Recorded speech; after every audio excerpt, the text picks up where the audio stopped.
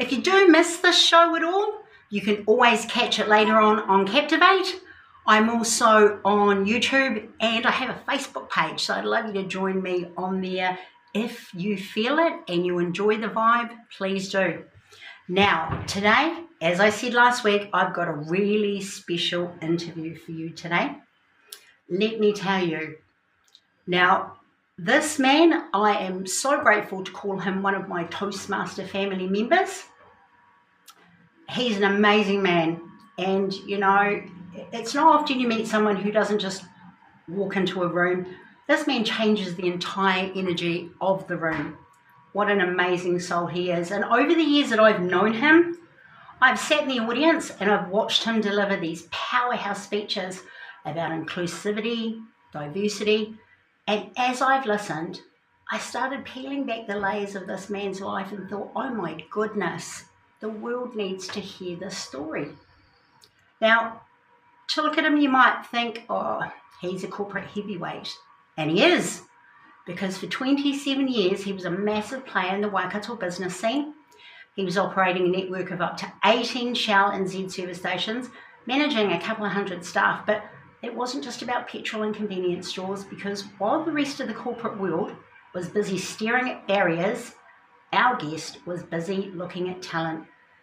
Now, in the last few years of running his business, he personally, actually a lot longer than that, I beg your pardon, but I'll let him explain how long he's been doing it, but he personally hired over 70 job seekers with disabilities. Not because of charity, but because he knew it was smart, brilliant business. And the country took notice. He has accumulated a spectacular list of accolades. He's won the ACC Employer Award, the Diversity Works Diversibility Award, and a Hamilton City Council Civic Award. And in 2016, he was named the National Kiwi Bank New Zealand Local Hero of the Year. An honour so profound it caused him to sell his businesses completely and become a full-time national ambassador for inclusive employment. Today, he's the co-founder of the Disability Business Network, helping disabled and neurodivergent Kiwis become their own bosses. But if you want to know the true heart of this man, you won't find it in a boardroom or in an award ceremony. You have to go into the Hospice Waikato in Hamilton on a Wednesday evening, because every single week he walks through those doors into the inpatient unit. He's not there as a corporate executive. He's there pushing a liquor trolley, delivering lightness, comfort, and a steady, unapologetic stream of classic dad jokes. He's well known in the Toastmaster world for his dad jokes too. We just love it. We pretend we don't, but we absolutely do. He's a speaker, a leader, a local hero, and a very, very beautiful soul. He lives by a philosophy that every employer in New Zealand needs to engrave on their desk. He always says, unless disabled people are intentionally included in employment, they will always be unintentionally excluded. So please welcome to the station, and he's dialed in today, my wonderful friend, Selwyn Cook. Selwyn!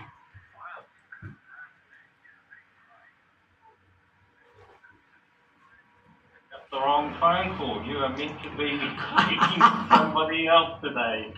Thank you very much for that introduction. My goodness. I did a bit of deep digging there, Selwyn, and I found out some amazing things about you. You're surprised, aren't you?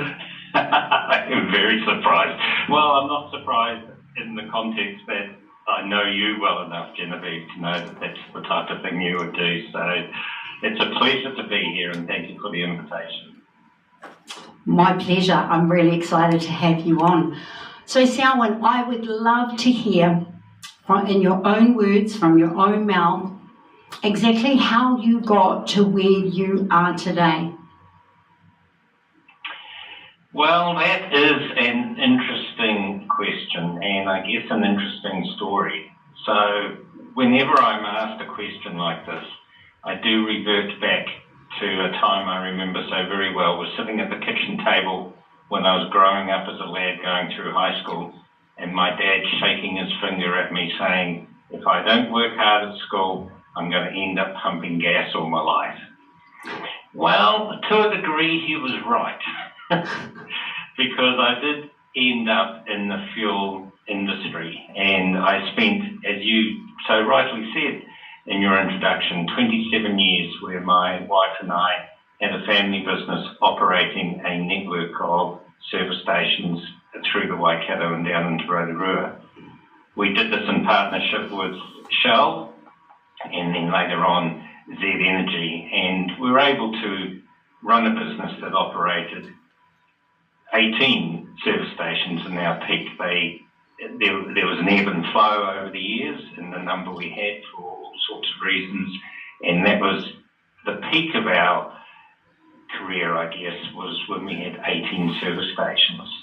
And it was during that time, it wasn't so much the service stations, it was the 200 staff that came with the business in operating those service stations. And well over, I guess, the 1 million plus customer interactions a year that we generated through that business. We had a challenge at the time, and that was the relatively high turnover of staff. Now, hopefully that wasn't just because I was not the best employer I could be, because we worked very hard to be the opposite. But it was the nature of our business. The service station business was very much a stepping stone industry. People would come into our employment for all sorts of different reasons. A gap year between school and university, waiting to get old enough to join the police force, coming for all sorts of reasons that meant working in our service station business was just the right thing to do at the time. And we accepted that, and we enjoyed that interaction with all this type and diversity of reasons that people came into our business. But it was still a serious factor, and when we had like half of our staff leaving every year, that was, up to 100 people. And so there was a cost, not only in dollars and cents, of course, to that turnover of staff, but there was the disruption to the business and to the teams that were working for us in our service stations. So it was a big problem, and I did with that problem what I had done with so many of the big problems of the day, was I had to put them in the too hard pile. It was just something I didn't understand how I could change. People came into our business to work for us for these reasons, and we actually welcomed the opportunity to be part of their life and then send them on their way as they moved forward with their life's journey and I guess their employment objectives as well. But still this frustration lingered. There was this rare winter's Waikato day, in fact not so far from what we've got today. It was cold, it was wet, it was squally, the leaves were blowing around, and it was just one of those yucky, unpleasant days. A job seeker had made his way from the Hamilton Transport Station up to our service station in Anglesey Street, where we had our business office. He went to the counter staff and asked to speak to me. He was directed to the flight of stairs at the end of the building because my office was up the top of these stairs. The building was an older building, and accessibility considerations weren't thought about at the time this building was made. So Chris, soaking wet, on his crutches through his disabilities, with his health considerations, and soaking through because of the weather, made his way up those stairs and was actually so exhausted by the time he got to the top, he rang the doorbell with his chin. I answered the door, and here was Chris, this drowned rat on the other side of the door. And what he wanted, of course, was a job. And he explained why and what he'd done that morning to come and and seek a time with me to explain that. I did what so many employers had done, and I was one of them. I had thought that my business was not suitable for disabled people. Our business was much too busy. Staff were going to be standing on their feet all day, of which Chris only had one. There was all sorts of health and safety considerations. There was 24-hour operations. There was all of these things that really, in my mind, made me think that this business was not a place that disabled people could work. And I began to form this answer for Chris and shared it with him when I had the opportunity, in the nicest possible way, of course. And I expected Chris then to thank me and carry on his way. But he didn't. He said, "That's all very well, Mr. Cook, and I would like 5 minutes of your time to just share with you why I think I'd be great for your teams." I didn't know what to do at that stage, so I thought, my goodness, I better let him in because I don't know what to do. So I let him in, and that 5 minutes turned into 8 years. Chris became one of the most successful and most committed staff members we had ever employed in our 27 years.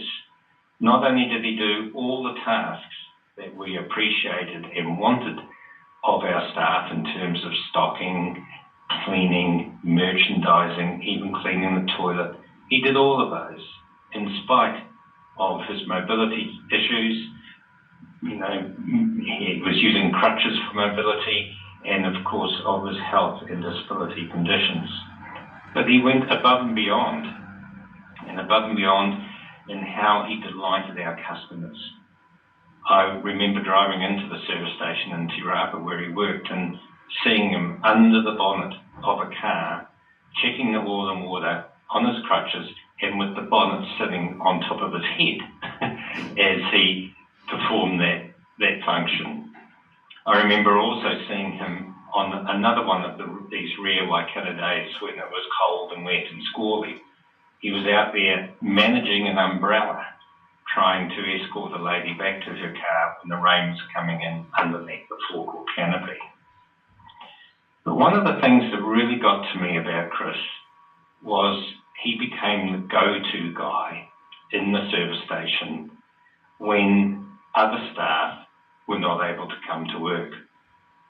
So when staff caught something serious like a Monday morning itis affliction, or perhaps a bit of man flu, or a Friday afternoon itis, or something like that, Chris would often get the call, and more often than not, he would actually hop in the bus, make his way to Te Rapa, come on down and cover an 8 or 10 hour shift for someone who'd caught a bit of man flu or a Monday morning itis.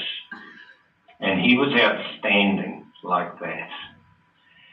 Very early on in his employment, my wife and I did a bit of soul searching and began to think, what sort of employers have we been in flippantly discarding what we now know is 24% statistically of the job seekers who wanted a job with us. 24% of our New Zealand population are those who live with disability. We were flippantly dismissing them because we thought, not they thought, we thought our business could not accommodate them as employees. Boy, did Chris prove us wrong. So I guess from that lesson that Chris showed us very early on, my wife and I decided we wanted to correct the wrong. Of course we did. But we also were in business and we thought we need to target the disability community as a source of talent. So that we did. We went to the disability organisations like Blind and Low Vision New Zealand, Enrich Plus, Idea Services, Workbridge. We went to these organisations to say, bring us your job seekers. And from there, we were able to start, I guess, a real focus on employing people with disabilities. And I say to this day, we reap the rewards in so many ways because of that decision. And one of those ways was, and again you mentioned this, Genevieve, in your introduction, it wasn't necessarily a nice thing to do or just a nice thing to do. I know there was a part of this that did seem nice, but in the business context, it was a smart thing to do because we noticed that our decision to employ disabled people in our business, we could notice this on our bottom line profitability report because our staff turnover decreased accordingly. And I guess as you think about the hurdles, the barriers and the challenges disabled people have to get into the minds of employers like I was, so that they can be given an opportunity to prove their worth and value, how difficult that is for them, that once they're in employment, they are very happy to stay and are committed and appreciative, I guess, of the opportunity that they are able to contribute, like we all want to be able to do. In all of our life, we want to be able to contribute and to be part of something and to help, that also helps others, but also helps ourselves on our journey through life. So I guess if that's answering your question, Genevieve, that's what occurs to me now is our story, I guess, that got me from, being that teenager with an attitude, and my dad shaking his finger at me, to where we became as business owners here in the Waikato. Now, I've heard that story before, and it's such a beautiful story. Thank you for sharing that again, because the sheer tenacity and courage of Chris, and when you speak of that story and you describe it, I really got it. The stairs, the weather, the drowned rat, but the tenacity. And tenacity is a value that I rate absolutely highly. And I'm glad you told me. Thank you for sharing that story again. So 24%, as you say, Selwyn, and you taught me that statistic. I never knew that 24% of New Zealanders will live with some form of disability. So for everyday Kiwis that are listening right now who want to be better allies, how do we move past just feeling sympathetic and actually start actively supporting, welcoming and empowering the disability community into our daily lives? It's a fabulous question, and actually before answering that, the figure statistically is around 24%, and that is the same as it is for many countries similar to ours. The reality is probably a lot greater than that, and I guess for those of us who are more closely involved in the disability community, we probably think that's more like 1 in 3 people rather than 1 in 4. And the logic of that is so many people who are disabled live with hidden disabilities, those that are not so obvious to others. And why in the world would you share that factor when the world is going to treat you with disadvantage because of that? So many people who live with hidden disabilities journey through their life trying to minimise, if not hide completely, the fact that they are disabled. And that's a wrong in itself. 100%. We use the word disabled as, I guess for many disabled people, that is the preferred word to describe their condition. And their condition is not being described around their own impairment, but around how society treats them. And that is where the barrier comes in. Sure, there's physical barriers, that disable people. And if you think, and it's very easy to think, I guess, of a wheelchair user, a person who uses a wheelchair for mobility, and they're unable to access a building because there's no ramp, only stairs, then it's very clear that they are disabled by the decision of that building design, or the nature of the design. The biggest barrier is around people's attitudes. And I was one of those employers. I didn't even consciously think that our business was not able to be a workplace for people who were disabled. But I subconsciously thought that. And so created this barrier, which, we ran our business for many years before Chris came along and opened my eyes. So we just lived, as so many others do, with this unbiased or this unconscious bias that put up barriers for disabled people. And I have the view, Genevieve, that we all live with barriers in one way or another. I love whether that. they be disability, whether they be confidence, whether they be whatever. We all have barriers that we need to, work with to overcome to advance our life. And many of those would just be so much more helpful to us if other people could understand our point of view. I love that. I think you're absolutely right. We're all dealing with a barrier of some type. Sorry to interrupt. Carry on. No, sorry to keep going here. But to answer your question, I think when we're presented with what we think is a barrier for, in the context that we're talking about, a job seeker, for example, is to just stop and think, are those barriers real? Or let's find out what can be done, what we can do, if anything is needed.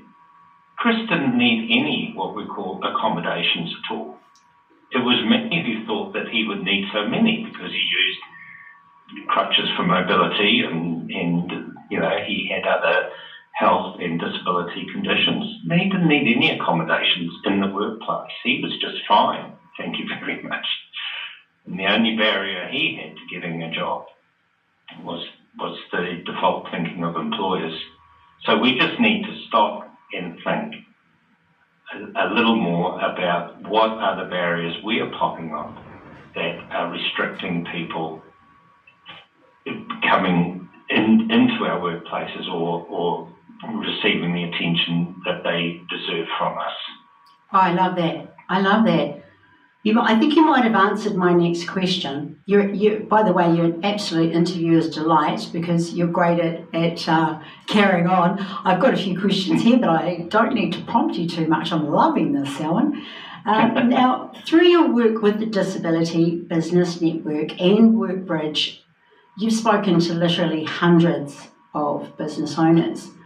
When you encounter a boss who's hesitant or nervous about hiring someone with a disability, what's the number one myth you love to bust first? Well, in the absence of giving some time to think about that answer, one of the things that I am very conscious of in my conversations with business owners and hiring managers in the work that I have done is the statistic of disabled people stay in employment when the job match is right 6 times longer than the so-called non-disabled, or what I like to refer to as the temporarily able. And that statistic does allow people to pause and think about some of the conversations and their thinking around why they are being so quick in defaulting to that thinking around disabled people and not able to work in their business. Now, the reason that when the job match is right, and that is a crucial point, and of course a conversation on its own, but when the job match is right, the employment relationship becomes very solid. If you think about the opportunities that are around now, we've even got other countries, Australia, advertising for our nurses, for our police, for people to go over there, and we will induce you, we will offer you these incentives, we'll fly you and your family over for an interview. You know, all of these things are happening now internationally, and enticing us Kiwis to travel to other parts of the world for employment, not just New Zealand, other parts of the world. Disabled people don't get those opportunities. And because of the biases and the thinking of hiring managers and business owners, when disabled people do get a job, they are very committed to that employment relationship to the point where they statistically stay a very long time when the job match is right. And that is pure gold for employers now, to have long-serving, satisfied, strong employment relationships is something that you'll find most employers now really seeking to try and establish. I was speaking to someone just this morning who was saying they just can't get staff. They want to expand. I was actually having my hair cut in preparation for this radio interview, Genevieve. You look great, by the way, Sal. You look fabulous. Thank you very You've done a great job. Kind of you to say. But in the conversation that we were having, she was talking about how she wants to expand her business because of demand, but can't get staff. So when you have a demographic that is able to offer a 6 times greater retention in an employment relationship, then that's something that's pretty precious and pretty valuable. The key to it is the job match has to be right, and there's a lot of factors that go into making an employment relationship right. I would agree, but the fact that you've opened up an employer's eyes and expanded their horizons, they're able to then go out into the disability community and start finding that right match, because 6 times higher retention is nothing to be scoffed at. And I just think about, for instance, those Sunday morning shifts. When I lived in West Auckland, often on a Sunday morning when I went shopping to Pack and Save, there were very few checkout operators, sometimes one or two. That was a teenager's job, but invariably they would ring up hungover or very tired from the night before, and they would call in sick. And so that affects a business owner hugely, because that affects your customers coming through the checkout. And so that really piqued me when I heard the 6 times longer retention, the fact that not only will they cover their shifts, they'll come in and they'll cover other people's shifts. But one beautiful thing I wanted to go back to that you mentioned was we all want to contribute. 100% we do. It makes us feel really good. It feeds our soul to give something to our community. But it's also deeper than that. Humans, we naturally crave the connection and other communities.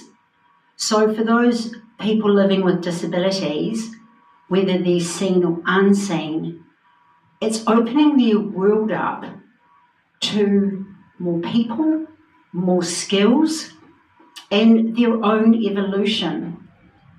And there's nothing that feels better than having a group of people that you connect with. I can only imagine, I've never been held back from work. I've never, unfortunately. No, I shouldn't say that. But I've always been fortunate to have communities, like little connections of other communities. For instance, our Toastmaster family. I'm also part of the DJ group at Raglan Radio. I work at the hospice, at the hospital. The hospice is your thing, at the hospital. So it's a beautiful thing to have connections with other people. And so we're also providing not only an opportunity for them to be a part of something and to contribute, but we're also offering them connection, which I think is one of the most beautiful things ever. It, to me, transcends money and earnings and the almighty dollar. Is just the human connection and the friends that we make from those beautiful connections and those communities we get an opportunity to be a part of. I just couldn't agree more. And much of my work with the disabled community and people who are disabled is the social interaction and the social connections are what is so valuable to them. And unfortunately, when times get tough, like they are now, the economic times are tough, the marginalised groups seem to get more and more marginalised. So more and more, withdrawn, I guess, from society, because it's just the way it works. There's not so many jobs available at the moment. There's not so much support out there as there used to be for many of these groups, just as we go through this cycle of tough times. And this just pushes more and more people back into their corners away from the world around us, and none of that is good for us. And the proof of that is often seen, I guess, as I'm experienced now around retirement age, where so many people who retire volunteer because of the importance of social connections. Yes. 100%. I agree that social connection is really important. I think you put it even better than I did. It's that we're meant to socialise, and that's humans, that's an important part of who we are. Now, let me just have we're coming up to the end of our show, at the end of our interview, but I'm really, I'm a little bit interested in this part of what you do. Excuse me. Now, you've put a lot of energy into helping disabled Kiwis start their own business through the My Business Starter program. Do you have anything that you'd like to mention here on the airwaves now? A little bit about that My Business Starter program? Well, thank you for this opportunity. Yes, I would, of course. So, the short version, which in the consideration of the time here, 3 of us who had worked in the disability community got together during the COVID era, and we got our heads together around how could we advance still our work within the disability community when we're under COVID lockdowns and the world that we experienced under COVID. We appreciated through a bit of research and through talking within the disability community ourselves that there's so many disabled people wanted to explore their own entrepreneurial ideas, their own business ideas or their own ventures that could perhaps bring meaning, purpose and even a bit of income into their worlds. So we were able to then, with the time that we had available because of the lockdown, to build a program which allowed disabled people to explore their business idea and to learn not just from us as the 3 facilitators of the program, but also from the other people in the group, the important considerations around their own business ideas. So in essence, the My Business Starter program was created, and this has now just entered into its 4th year. In partnership, we're able to offer this program in partnership with CCS Disability Action, who fund the program so that it's free participation for eligible disabled people and provides all the material and the resources for the participants to explore their business idea to get to a point where so that they can make a decision on whether it's something they want to do or something that they want to drop. Either way, we celebrate, because if they're going to do it, that's great. If they're going to drop it, well, then that's great too, because it frees their mind up for something else. It's a program that we run via Zoom. It's so that makes it accessible and available for everybody in New Zealand who meets the criteria. It is for disabled people, and as I said, we're now just about to start on this day next week, program 15, so it's the 4th year now that we're operating this program. We've had full capacity on every program to this point, and so if there is any interest out there from your listeners, then please do get in touch through yourself, through to me or however, and we will get the information and enrolment sheet to them so they can get signed up for the next program. Thank you. Well, thank you. That was wonderful. I wanted to give you an opportunity, because you never know who's listening out there, and it may not be a person with a disability, but it could be their loved one that's listening to this that goes, oh, actually, and then contacts you. So I wanted to give you that opportunity to put that forth. Thank you so much. Thank you so much. And one of the benefits of the program, from what we've already talked about this afternoon, is the social interaction that it brings as well. So not only are they exploring their business idea, they're also connecting with each group has a maximum of 12 participants, so they're connecting with 11 others who are going through the same journey, and that's what we find incredibly valuable as well. And there's friendships and associations are formed throughout the program because of it. I agree. I couldn't agree more. I'm doing a course through Zoom at the moment. I think there's 34 other people, but when you're all learning the same thing or you're going through the same journey, you feel a lot more held in that space, as opposed to just a one-on-one experience. I've done both, and I much prefer learning alongside with other people.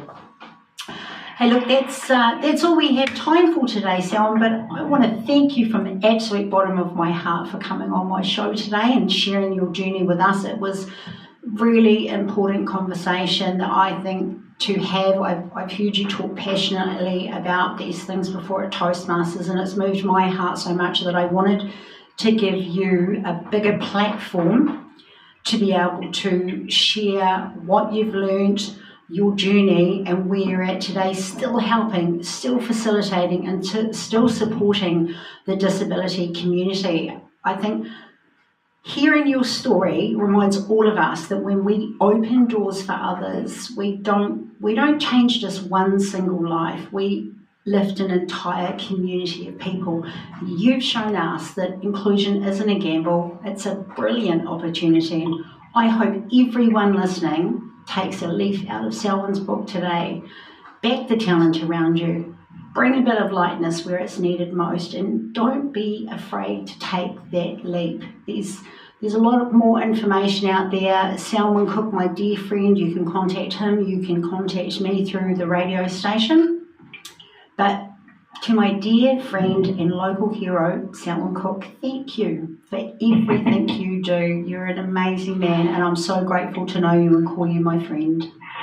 Well, back at you, Genevieve. So thank you very much, and thank you all the listeners to your program for tuning in this afternoon and allowing me to tell my story. So thank you all so very much. You have a wonderful day, and I'll be popping it up on Captivate as well, Selwyn, so I'll make sure that you get a copy of it so that you can share it on any of your platforms too.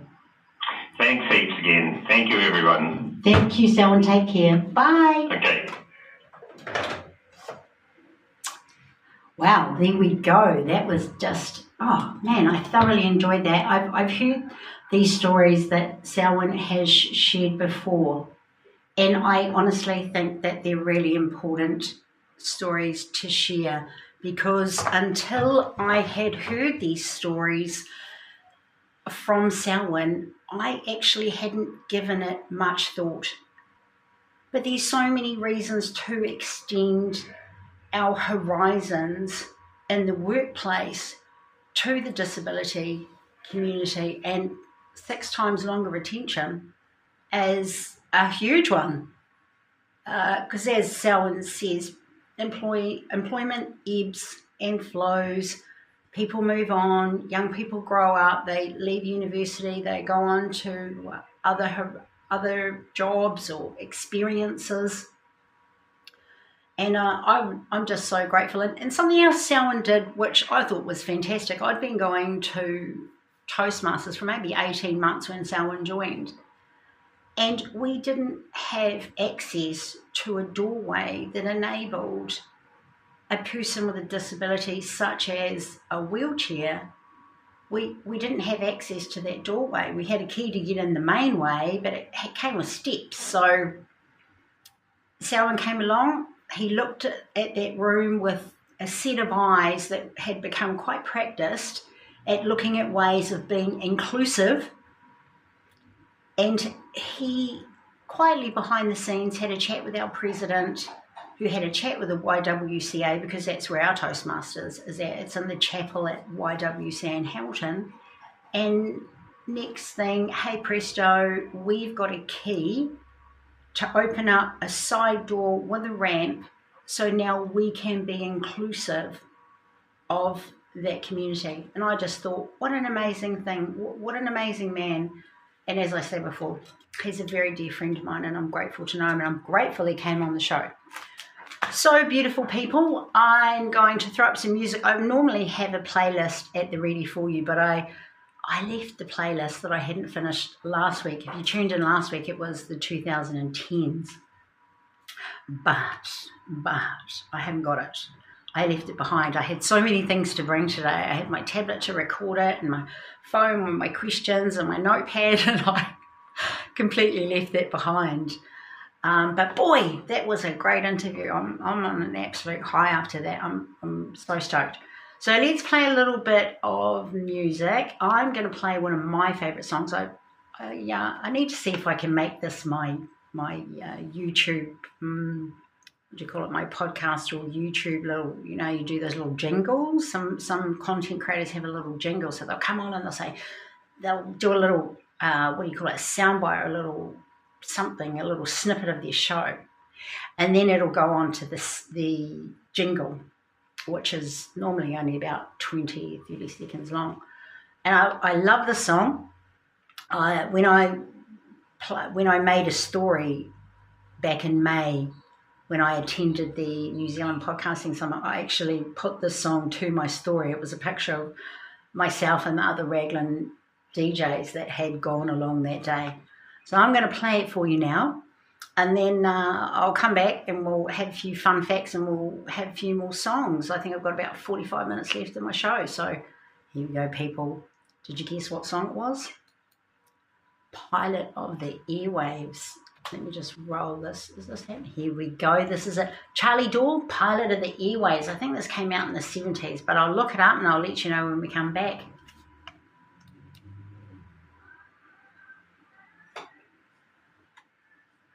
Request.